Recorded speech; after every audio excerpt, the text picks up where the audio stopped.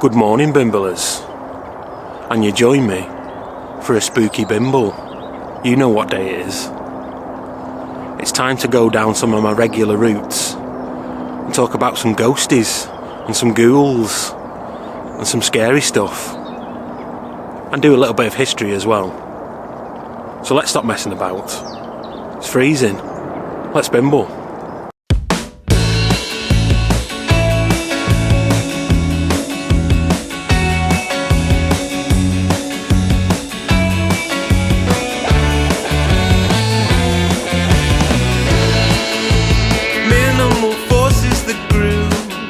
Magnetically brought me to you.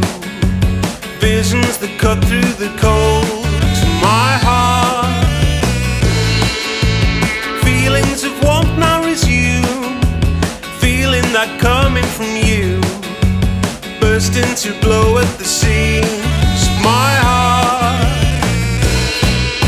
As if this was love that I felt. Falling for somebody else.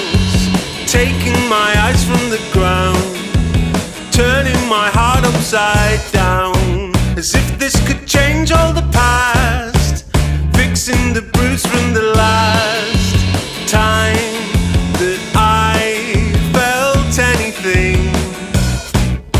As if this was love that I felt, as if this was somebody else.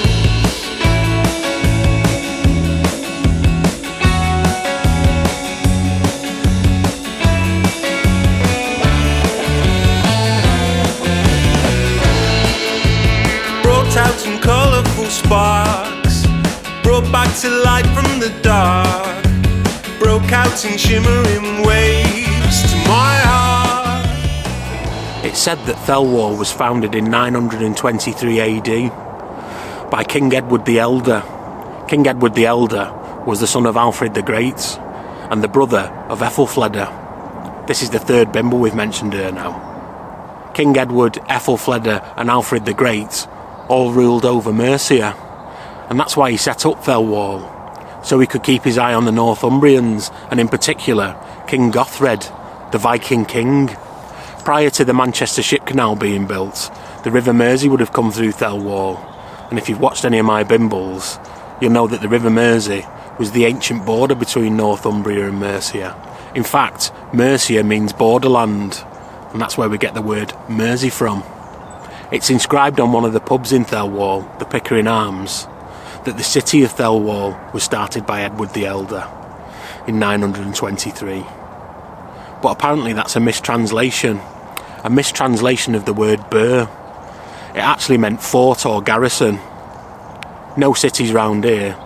That's why Thelwall isn't mentioned in the Domesday Book of 1086. But our spooky tale about Thelwall happens a little closer in history. In 1642, it's said that one of the generals in Oliver Cromwell's army stayed in Thelwall, in particular at the Little Manor pub. Before it was a pub, it was just a nice big house. By all accounts, he stayed there for quite a while, long enough for him to start a dalliance with his housemaid. It wasn't an uncommon thing. You'd be away from your wife for a long time, no mobile phones. You could get up to all sorts, couldn't you? Apparently, he didn't want to see his housemaid anymore. He wanted to finish things. Maybe because he got bored. Or maybe because his wife found out. We'll never know. But he underestimated the power of a woman's scorn. He tried to finish things, but she wasn't having any of it. And she got into such a rage that she murdered him. And when she came to and realised what she'd done, she thought, what's going to happen to me? What's going to happen to me when the general's soldiers find a dead body in the house? So she decided to commit suicide by hanging herself from a fir tree in the driveway of the Little Manor pub. That's how the legend goes, but apparently the dates don't match up. A local historian called Michael Taylor says that in 1642 Oliver Cromwell still would have been an MP. He wouldn't have quite started his war against the Royalists. That's what Michael says in his book No Mean City, all about Thelwall. I'm going to have to get myself a copy. Anyway, Let's bimble. Somebody else, taking my eyes from the ground, turning my heart upside down, as if this could change all the past, fixing the bruise from the last time that I felt anything, as if this was love that I felt, as if this was somebody else.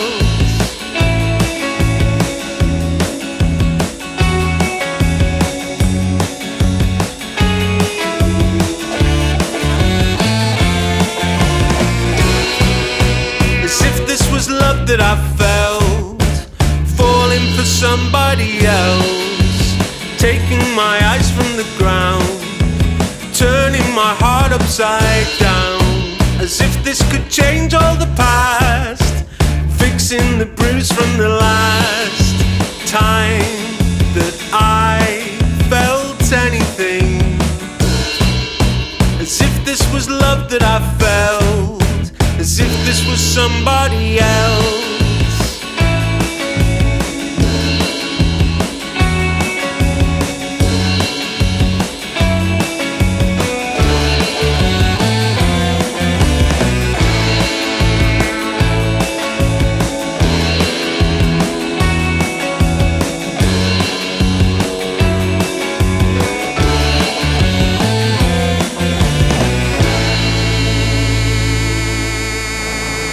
And so, Bimblers, we reach Lymm. Lymm gets its name from the Celtic language.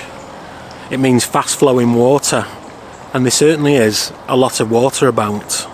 Back in the day, the River Mersey would have come through Lymm. That was before they built the Manchester Ship Canal and locked all them loops off. The River Bollin runs through Lymm.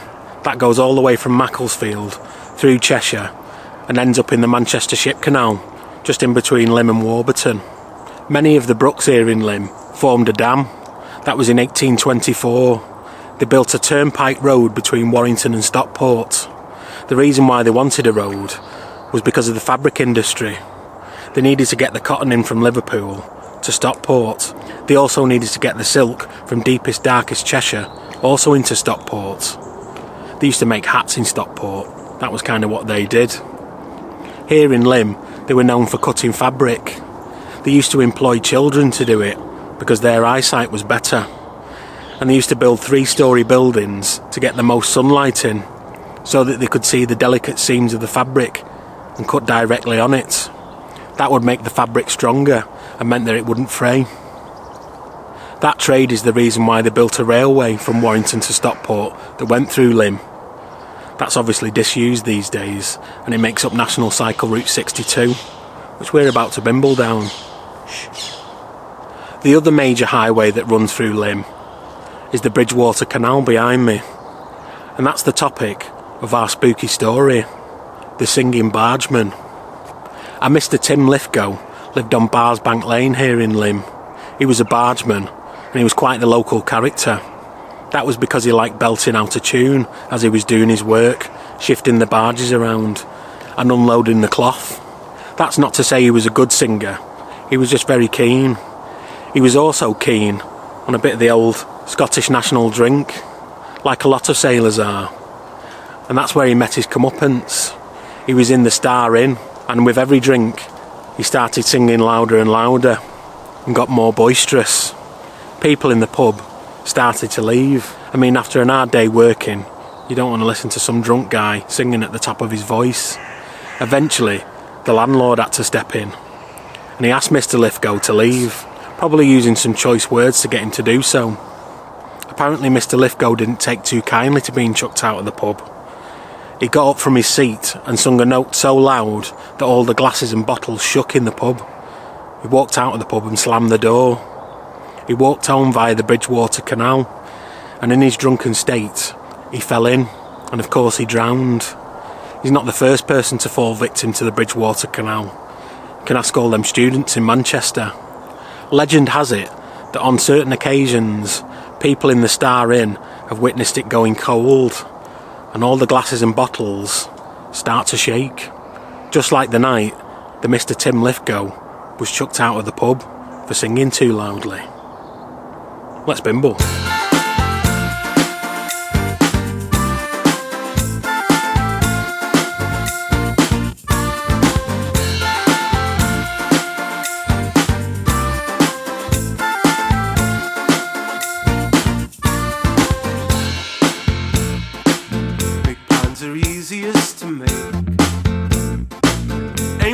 starts, it's yours, just wait. You do your best along the way. But it's those arms that told me I don't care if it's yours or mine. Without you, it's just a waste of time. You showed me from the start, such inspirations need a heart to bring you round. It could be ours, big aspirations need a heart to hold you, heart to hold you down. Though some get lost along the way, as sure as night designed the day. As long as I'm allowed to say, it's my heart that told me I don't care, you just disagree. Without you it wasn't meant to be. You showed me from the start, such inspirations need a heart to bring you round. It could be ours, big aspirations need a heart to hold you, heart to hold you. I don't care, you can say what you like. I'm a peace-loving person, but I know I'm right. It's as easy as right from wrong. I'm a lover, not a fighter, so I wrote this song. You showed me from the start, such inspirations need a heart to bring you round. It could be ours, big aspirations need a heart to hold you, heart to hold you down. From the start, such inspirations need a heart to bring you round. It could be ours, big aspirations need a heart to hold you, heart to hold you down.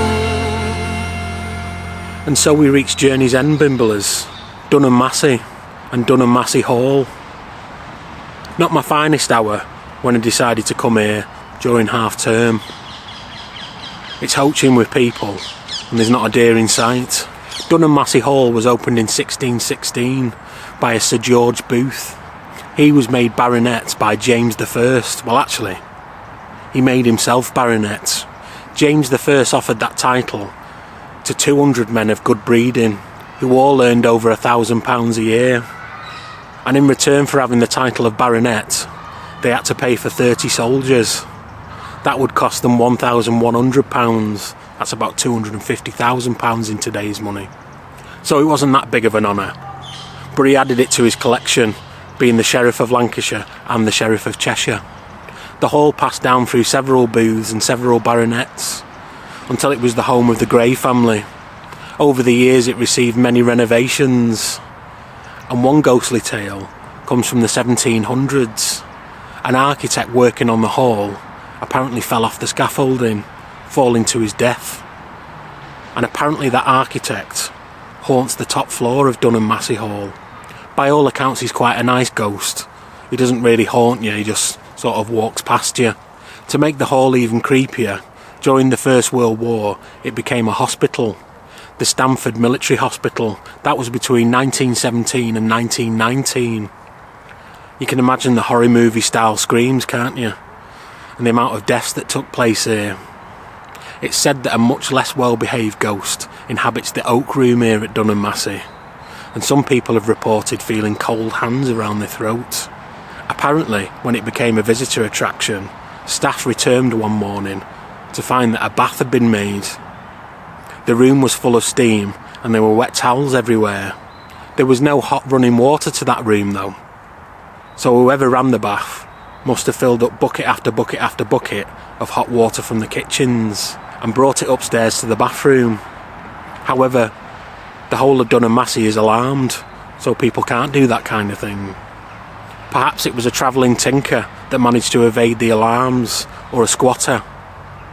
Or perhaps it was one of those First World War soldiers trying to have a bath in the middle of the night.